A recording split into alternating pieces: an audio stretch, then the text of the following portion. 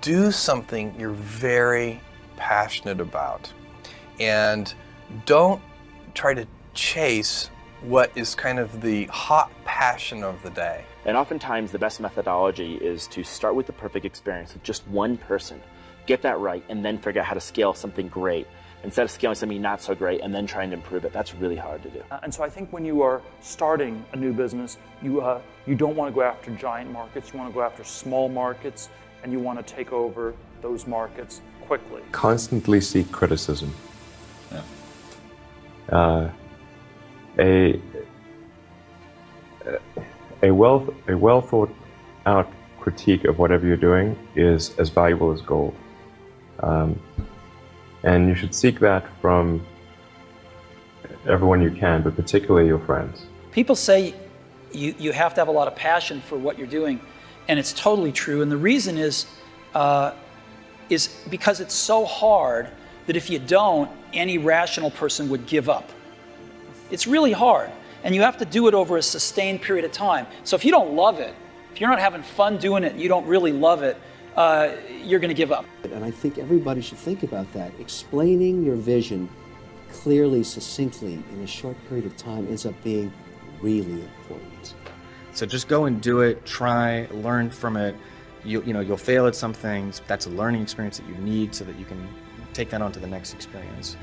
And don't let people who you may respect and who you believe know what they're talking about, don't let them tell you it can't be done.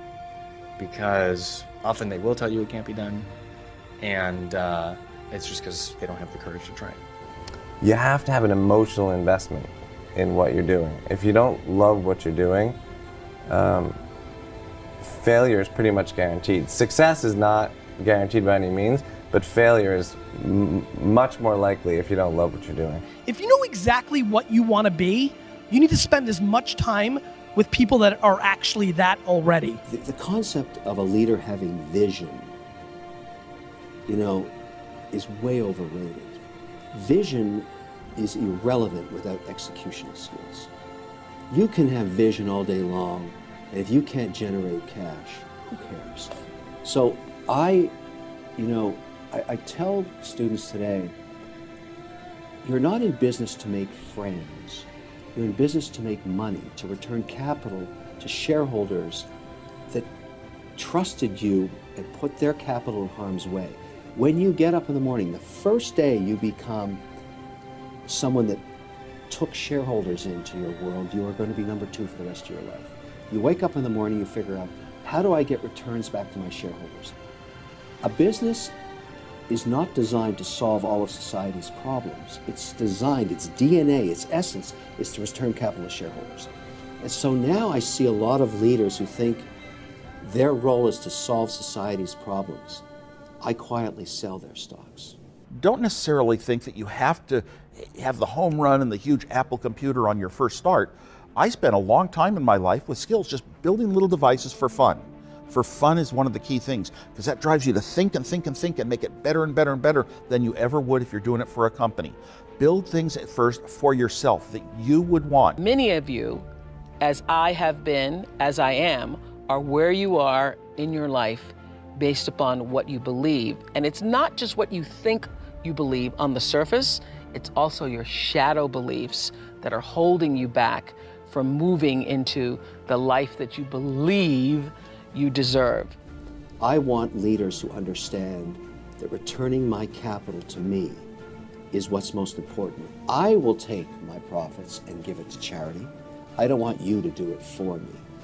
And so I'm trying to get our young entrepreneurs back on track in terms of what matters. Business is war. There are winners and there are losers. You don't have to be a nice guy or woman to run a business. You have to be able to execute on a plan and deliver returns to shareholders. It is not your job to solve all of society's problems. It's your job to take care of your shareholders. What I learned from Steve Jobs is, if you believe in a Macintosh, if you believe in iPhone, iPod, iPad, if you believe enough, then you will see it. Because other people will believe in it. Other people will create software. Other people will create products. So you need to foster the belief in what you are dreaming so that it becomes a reality. which is very different than saying, I don't expect anybody to believe it until I see it. You need people to believe it before they can see it. But what you really need to do is think about what is the smallest possible test that I can run for this idea, for this concept, for this theory, get it out there and get customers using it. Because your customers are going to be the ones to tell you if it's really working or not. We are teaching a mixed message to our students, and there is no room for that. Thank goodness I'm here. We need more of me explaining what really matters. Because, you know, if you try and solve society's problems and you're running a company, you are going to fail and you will lose your job. If you're not looking at the shadows, if you're not looking at what is subconsciously running through the tape in your mind, telling yourself you're not good enough, you're not worthy enough, you're not smart enough, you're not enough, which is a tape that's playing for a lot of people.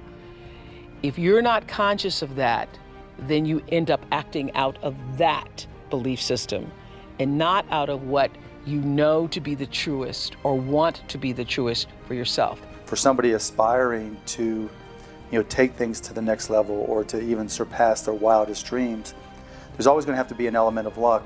But I think more important is putting yourself in a business that can be ubiquitous, that really doesn't have limits.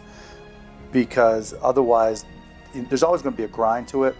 But if the business, if it can't be something that you can visualize every business using or every consumer using, it's going to be tough to scale to be big enough. When you're trying to differentiate, when you're trying to do something different, there's going to be that gut moment, that gut sense.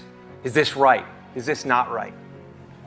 If you're not having doubt, you're not pushing the boundaries far enough. But you don't become what you want, because so much of wanting is about living in the space of what you don't have. That's why Jim Carrey's story is so powerful, because he started to act as though he already had it. He would go up to Mulholland Drive, he would drive away thinking, I already have those things, I just haven't accessed them as yet. I believe those things are going to come to me and I'm going to act like they are. So I'm going to move forward in my life in order to draw that to myself in such a way. And there are a lot of people from whom we can learn a lot. And I think the one piece of advice is don't underestimate anyone you come across ever. Right. Like whether they're, a blue collar worker waiting for the bus, or they're, helping you they're the server or bartender at the restaurant, or they're a lower ranking employee. I mean, the smartest leaders I've ever seen have always gone around the room and asked for everybody's opinion. It's not just about doing focus groups. It's not just about, double checking your vision. It really is about integrating this concept of testing our ideas rigorously throughout the product development process, throughout the marketing process, even as we scale up. So if you start to think about that, really, why are you where you are in your life? The choices that you have made have been because of what you believe to be true for yourself. You've got to believe in yourself. You've got to believe in your abilities.